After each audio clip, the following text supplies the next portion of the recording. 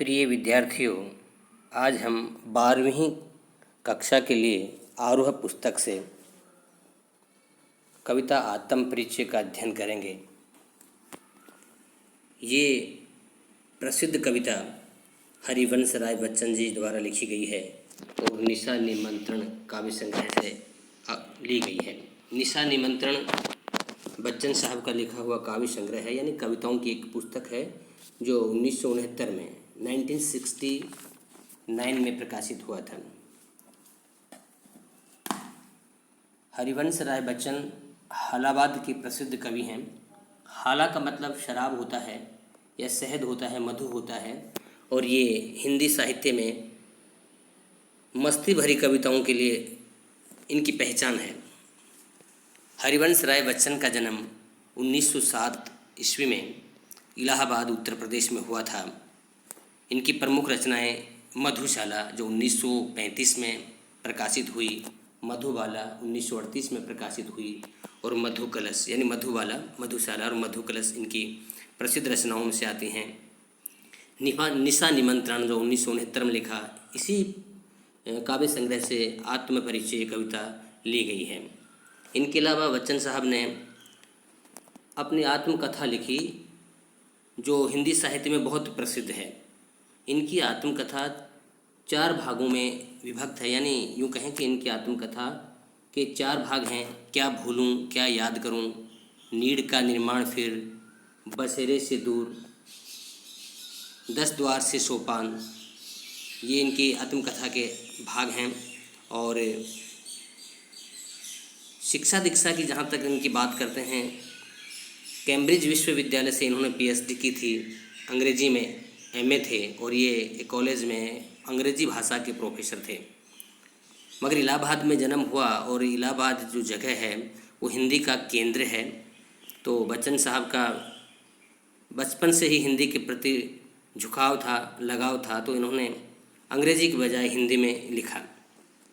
इनके जीवन के ऊपर मध्ययुगीन कवि उमर खयाम का प्रभाव देखा जाता है। उमर खयाम जो थे वो भी मस्ती के सूफियाना कवि थे और उनके दर्शन का इनके ऊपर जीवन पर प्रभाव पड़ा, और हरिवंश राय बच्चन के दर्शन को हिंदी साहित्य में हालाबाद के नाम से जाना जाता है। व्यक्तिगत जीवन की जहाँ तक इनकी बात करते हैं तो इनका बाल विवाह हुआ था जब ये 17 साल की उम्र थी, और इनकी पत्नी का नाम था श्यामा बच्चन, जो उस वक्त उनकी उम्र 14 साल की थी। 1936 में क्या होता है कि इनकी पत्नी का टीबी की बीमारी से निधन हो जाता है, और 1936 से 1941 के बीच में 5 साल का जो समय था वो बहुत ही विरोधों भरा, कुंठाओं भरा, एकाकी, ऐसा जीवन में उनका कठिन समय बीता बच्चन साहब का। और 5 साल बाद 1941 में एक तेजी नाम की महिला से, तेजी सूरी जिनका पूरा नाम था, एक पंजाब की रहने वाली थी, उस महिला से इन्होंने विवाह कर लिया। और आपकी जानकारी के लिए बता दें कि हिंदी फिल्मों की महानायक अमिताभ बच्चन और उसके छोटे भाई अजिताभ, उन दोनों की माँ तेजी ही सूरी ही थी, यानी ये दोनों तेजी सूरी के ही पुत्र हैं। और राजनीतिक के क्षेत्र में भी इनका विशेष योगदान रहा है। ये राज्यसभा के सदस्य भी नियुक्त हुए थे। तो ये तो उनके व्यक्तिगत जीवन की बात है। अब हम कविता पर आते हैं। पूरी कविता में जो मुख्य मुख्य बातें हैं, इस कविता में क्या कहा है, संसार से कवि का किस प्रकार का नाता है, कवि को ये संसार जो है क्यों अधूरा लगता है। तो इस पूरी कविता में जो हमारे सामने मुख्य बातें आएंगी, मैं कुछ बातों को आपके सामने कविता से पहले बताता हूँ। कवि ने कहा है कि संसार के साथ मेरा नाता जो है वो प्रीति और कलह का है, यानी प्रीति माने प्रेम होता है, कलह का मतलब विरोध होता है। कि संसार के लोग जो हैं ये इनका व्यवहार दोहरा व्यवहार है, कभी प्रीत का होता है, कभी विरोधों वाला होता है। पूरी कविता में, आत्मपरिचय कविता में, जिसमें 40 पंक्तियां हैं और 5 खंड हैं, उन पूरी कविता में ही कहीं अधूरापन है, कहीं संसार के व्यवहार की बात है, कहीं मन के गान की बात है, कहीं संसार की अपूर्णता की बात है। और इस कविता में कवि ने एक जगह कहा है कि इस संसार में जो व्यक्ति अपने आप को ज़्यादा ज्ञानवान समझता है, कवि के अनुसार वो व्यक्ति सबसे ज़्यादा मूर्ख है, यानी वह सबसे बड़ा अज्ञानी है। और इस कविता में कवि ने कहा कि लोग तो इस संसार में नए ज्ञान प्राप्त करना चाहते हैं, पर मैं संसार से कुछ अलग चलने वाला हूँ, मैं तो सीखे हुए ज्ञान को भी भुलाना चाहता हूँ। तो इस पूरी कविता में लक्षणा समझ सकती है, याद रहे ये काव्य सौंदर्य में हम लिख सकते हैं, 4-5 बातें नोट कर सकते हैं। पूरी काव्य में, पूरी इस कविता में लक्षणा शब्द शक्ति है, माधुर्य गुण है, वियोग श्रृंगार है और विरोधाभास अलंकार है। और पूरी कविता का सार में कवि ने ये कहा है कि संसार को जानने से भी ज़्यादा कठिन अपने आप को जानना होता है।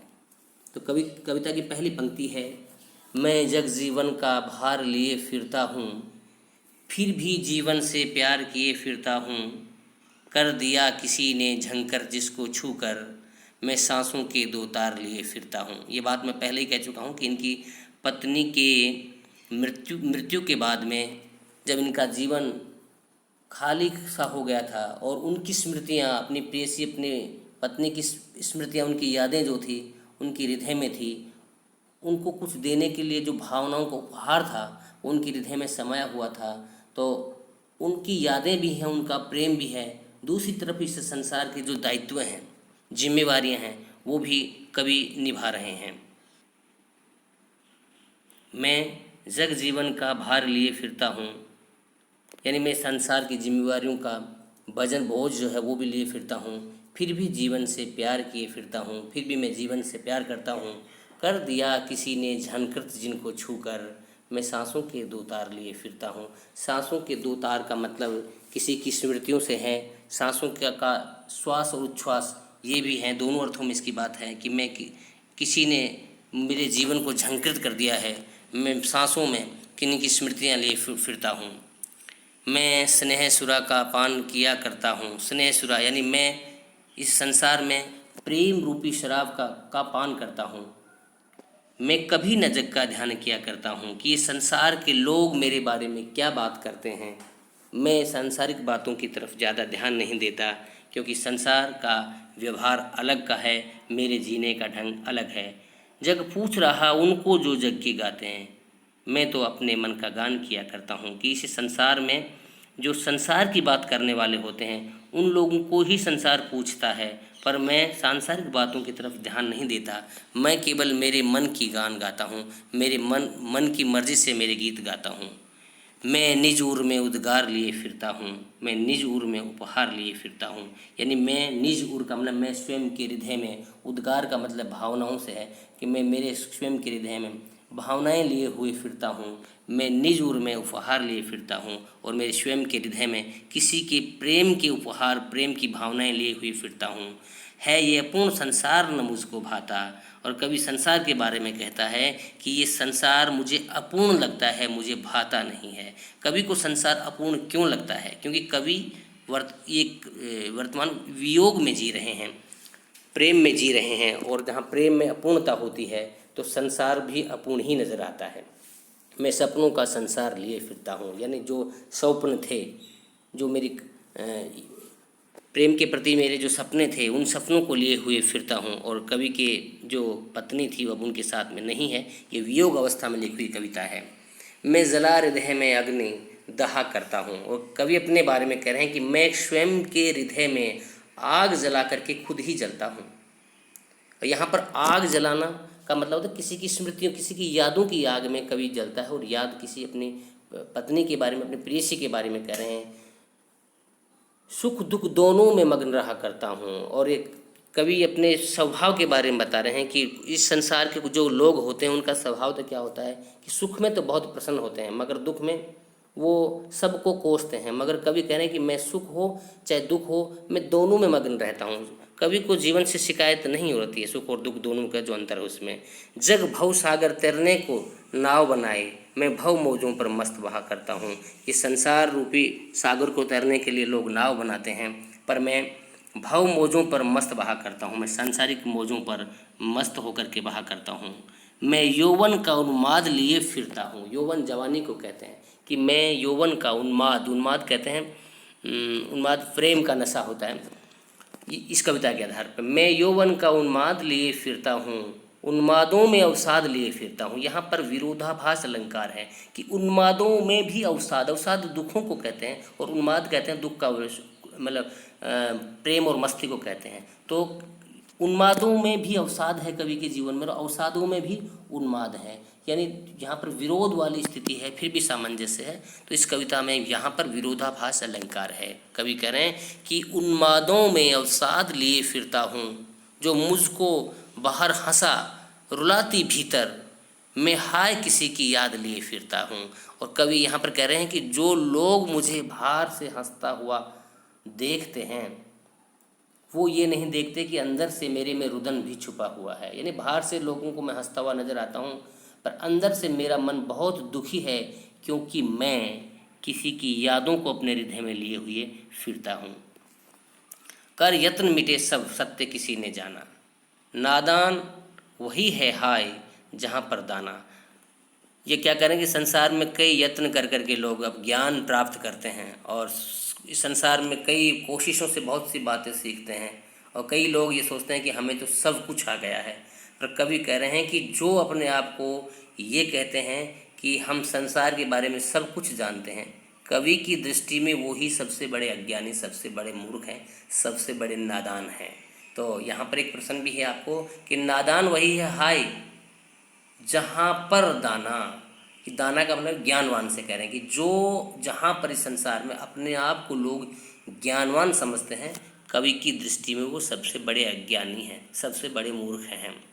फिर मूढ़ न क्या जग को उस पर भी सीखे, मैं सीख रहा हूँ सीखा ज्ञान भुलाना। फिर मूढ़ न क्या जग जो उस पर भी सीखे, मैं सीख रहा हूँ सीखा ज्ञान भुलाना। क्या क्या करें, संसार के लोग तो सीखते हैं मूड हो और मैं सीखे हुए ज्ञान को भुलाना चाहता हूँ। सीखा ज्ञान भुलाने का कवि का मतलब क्या है कि जो मेरे जीवन में मैंने जो कुछ सीखा है उनको मैं विस्मृत कर देना चाहता हूँ। यहाँ पर किसी की यादों को अपने जीवन से दूर कर देना चाहता है, क्योंकि उन यादों को लिए हुए कवि घूम रहा है और जिनकी यादें हैं वो संसार में है नहीं, उनसे मिलना असंभव है। मैं और जग और कहाँ का नाता, फिर संसार के बारे में कहते हैं कि मैं किसी और प्रकार का व्यक्ति हूँ, ये संसार है अन्य प्रकार का है। और कहाँ का नाता, क्योंकि संसार का और मेरा जो नाता है, मेरा और संसार का जो संबंध है वो अलग प्रकार का है, क्योंकि मेरी सोच मेरा ढंग जीने का अलग है। संसार स्वार्थी है, वो अलग प्रकार से सोचता है। मैं बना बना इन कितने जग रोज मिटाता। वो कह रहे कि मैं मेरे कल्पनाओं के आदर्शों के कई महल बना बना करके रोज़ मिटाता हूँ। यानी अपनी कल्पनाओं की दुनिया बनाता है कभी अपने मन में और कहता है कि मैं अपनी कल्पनाओं की दुनिया को हर रोज़ बनाता हूँ, हर रोज़ मिटाता हूँ। जग जिस पृथ्वी पर जोड़ा करता वैभव, मैं प्रति पग से उस पृथ्वी को ठुकराता। और कह रहे कि संसार के लोग इस पृथ्वी के ऊपर धन दौलत, वैभव का मतलब धन दौलत माल आदि को जोड़ने में लगे रहते हैं। मैं प्रति पग उस पृथ्वी को ठुकराता। पृथ्वी का मतलब यहाँ पर धन संपत्ति से है। और कह रहे कि मैं अलग हूँ संसार के। संसार के लोग तो क्या है कि इस पृथ्वी पर जो है ना धन दौलत इसको जोड़ने में लगे रहते हैं, और मैं जो है प्रेम को ज़्यादा महत्व देने वाला व्यक्ति हूँ। प्रेम के सामने इस पृथ्वी की हर दौलत को ठुकराता हूँ। पृथ्वी को ठुकराने का मतलब यह है कि पृथ्वी के ऊपर जो धन दौलत या वैभव का सामान सामग्री है, कभी प्रेम के सामने उन सबको ठुकरा देना चाहता है।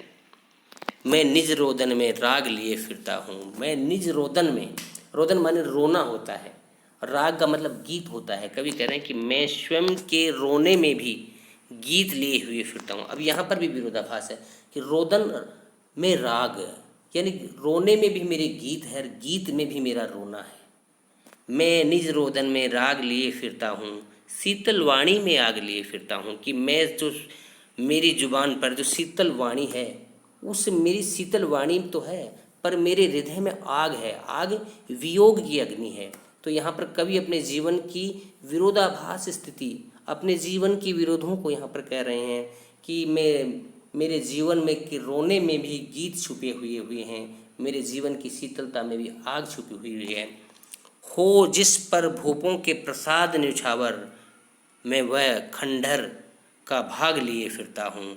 या भूपों का मतलब होता है, भूपों मानी राजाओं के, प्रसाद मानी महल की, और राजाओं के महल भी किस पर न्यौछावर किए जा सकते हैं इस संसार में? राजाओं के महल या पूरी दौलत धन संपत्ति किसके ऊपर न्यौछावर की जा सकती है? और वो होता है प्रेम। तो कवि कह रहे हैं कि हो जिस पर भूपों के प्रसाद न्यौछावर, कि राजाओं के महल या प्रसाद जिस पर न्यौछावर होते हैं, मैं वह खंडर का भाग लिए फिरता हूँ। खंडर का भाग लिए फिरने का मतलब होता है कि मेरे सपनों का जो महल था, मेरे जीवन का जो महल था, वो अब खंडित हो गया है, अब वो बिखर गया है, अब मेरे प्रेम का महल नहीं है। फिर भी मेरे हृदय में आज भी मैं उस खंडर के भागों को ढो रहा हूँ। यानी सबसे ज़्यादा प्रेम कवि यहाँ अपनी पत्नी को करते थे, और उनकी पत्नी का देहांत हो जाता है, और देहांत हो जाने के बाद में वो उनके वियोग में उनकी स्मृतियों को लिए हुए घूम रहे हैं। मैं रोया, इसको तुम कहते हो गाना? लोगों से अगर मैं रोता हूँ उसको भी आप गाना कहते हो। मैं फूट पड़ा, तुम कहते हो छंद बनाना। कि जिसको लोग मेरी कविताओं को छंद का मतलब अनुशासन या कविता लिखने के नियम को छंद कहते हैं। ठीक है, कि मैं जो कविताएं लिखता हूँ, जो छंद बनाता हूँ, उसमें मैं फूट पड़ता हूँ, यानी मेरी अंदर की पीड़ा है और लोग उसको छंद समझते हैं। मैं रोता हूँ अपने गीतों में, लोग उसको गीत गाना समझते हैं। क्यों कवि कहकर संसार मुझे अपनाए, मैं दुनिया का हूँ एक नया दीवाना। और कहते हैं संसार के लोग मुझे कवि कहकर के क्यों अपनाते हैं, क्यों कहते हैं? मैं तो दुनिया में एक अलग प्रकार का दीवाना हूँ, प्रेम का दीवाना हूँ, प्रेम को सबसे महत्व देने वाला हूँ। मैं दीवानों का वेश लिए फिरता हूँ, और कहकर कि मैं दीवाना हूँ और मैं दीवानों का वेश लिए हुए फिरता हूँ। दीवाना कहते हैं किसी के प्रेम के प्रति जुनून हो, प्रेम की प्रकाष्ठा के लिए अपने आप को उसके लिए न्यौछावर कर देने वाला, वो दीवाना होता है। ये दीवानगी जैसे राष्ट्रभक्ति की दीवानगी हो सकती है, किसी के प्रेम के प्रति पागलपन हो सकती है, तो ऐसी उन्माद की स्थिति को दीवानापन कहते हैं। तो कवि भी यहाँ पर अपने आप के लिए कह रहे हैं कि मैं दीवानों का वेश लिए फिरता हूँ। वेश मानी पहनावा, कि मैं दीवानों का सा पहनावा लिए हुए फिरता हूँ, मैं मादकता निःशेष लिए फिरता हूँ। वो कह रहे हैं कि जिसकी मादकता नशे को कहते हैं, प्रेम का नशा, कि जिसके प्रेम का नशा मेरे जीवन में था और वो अब मेरे जीवन में नहीं है, फिर भी उसके प्रेम के नशे को मैं मेरे साथ में लिए हुए फिरता हूँ, यानी उनकी यादों को अभी तक मैं भुला नहीं सका हूँ। जिसको सुनकर जग झूम झुके लहराए, मैं मस्ती का संदेश लिए फिरता हूँ। यानी जिन गीतों को मैं सुनाता हूँ, जिन कविताओं को मैं लिखता हूँ, और मेरी कविताओं पर जो लोग झूमते हैं, झुकते हैं, लहराते हैं, मैं मस्ती का संदेश लिए फिरता हूँ, और मैं इस प्रकार से मस्ती का संदेश लिए हुए फिरता हूँ। तो इस प्रकार से पूरी कविता में कवि ने मुख्य बात जो कही हैं उनको फिर एक बार मैं दोहरा रहा हूँ। आप देखेंगे पूरी कविता में विरोधाभास है। संसार के साथ कवि का संबंध प्रीति कलह का है, इन बातों को याद रखेंगे। पूरी कविता में विरोधों का सामंजस्य है। जीवन के दो तार लिए फिरता हूँ, यहाँ पर जीवन के दो तार श्वासों को कहा गया है और किसी की स्मृति को भी कहा गया है। कवि का ध्यान नहीं करता, कवि मन का गान करता है, संसार का ध्यान नहीं करता। कवि को ये संसार अधूरा नज़र आता है, और कवि ने ये भी कहा है इस कविता में कि इस संसार में जो लोग अपने आप को ज्ञानवान समझते हैं, कवि की दृष्टि में सबसे ज़्यादा मूर्ख या अज्ञानी वही लोग हैं। और कवि अपनी कल्पनाओं के, अपने आदर्शों के संसार प्रतिदिन नए बनाता है, नए उजाड़ता है, और कवि अपने जीवन में सीखे हुए ज्ञान को भुला देना चाहता है। यानी कवि चाहता है कि उनके जीवन में किसी की पुरानी यादें हैं वो उनको भुला देना चाहता है।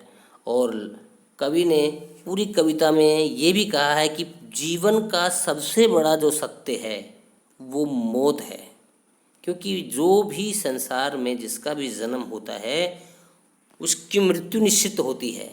मगर हमें जिससे प्रेम होता है और वो संसार छोड़कर चला जाता है, फिर भी हम क्या है कि उसको भुला नहीं सकते। तो कवि ने इस कविता में हमें ये भी बताया है कि जीवन की सबसे बड़ी सच्चाई मौत को कहते हैं, यानी जो जन्म लेता है उसकी मृत्यु होती है।